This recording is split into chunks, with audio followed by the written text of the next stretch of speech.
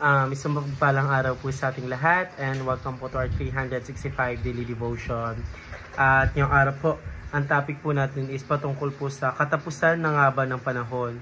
So, yung concept po natin patungkol po sa eschatology po. So, sabi po dito is the study of the last things, God's plan for the future, including Christ's return, the final judgment, and the renewal of all things. While some approach the future with fear, the biblical teaches us God's sovereign extends to the end of history. For believers, eschatology is not about speculation, but about hope Christ will return, justice will prevail, and God's kingdom the fully realized. So sabi po dito, meron pong two major theological system po.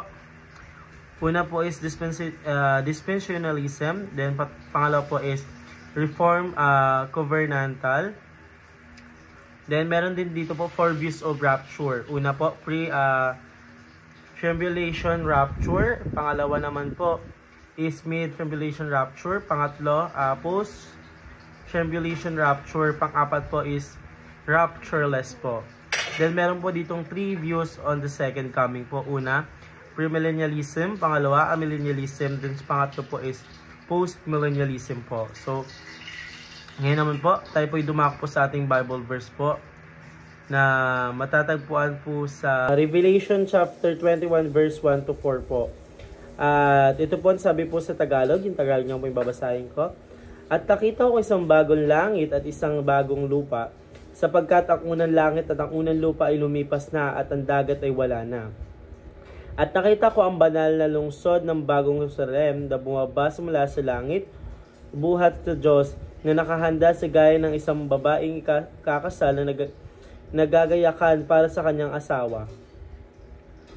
At narinig ko ang isang malakas na tinig na mula sa trono na nagsasabi, masdan niyo ang tabernakulo ng Diyos at nasa mga tao, siya'y maninirahan kasama nila, at sila'y magiging bayan nila. At Diyos mismo ay mga kasama nila at siya'y magiging Diyos nila at papahanin niya ang bawat lupa sa kanilang mga mata at hindi na magkakaroon ng kamatayan, hindi na magkakaroon pa ng pagdadamhan ng pagtangis man o ng kirot man sapagkat ang mga unang bagay ay lumipas na.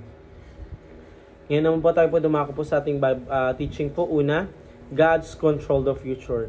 So, kung alam po natin, kung sa tingin po natin is na-handle po natin yung future natin po, nagkakamali po tayo. Kasi ang ating Panginoon Diyos po, ang siya nagko-control po sa future po nating mga tao. Kasi ang lahat po ng future po natin is nakaayon po sa ating Panginoon Diyos. Depende na lamang po kung ito po susundin natin or hindi.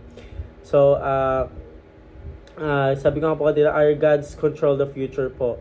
So, pangalawang po, Jesus will return in glory.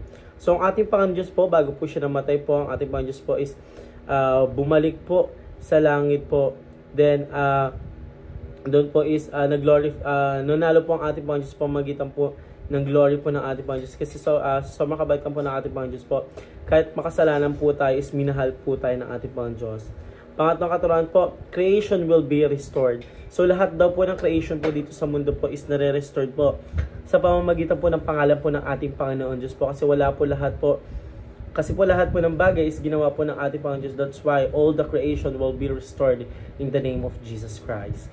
So yun lamang po para sa araw na ito. Maraming salamat po sa pakikinig and see you po ulit bukas para po sa ating daily devotion.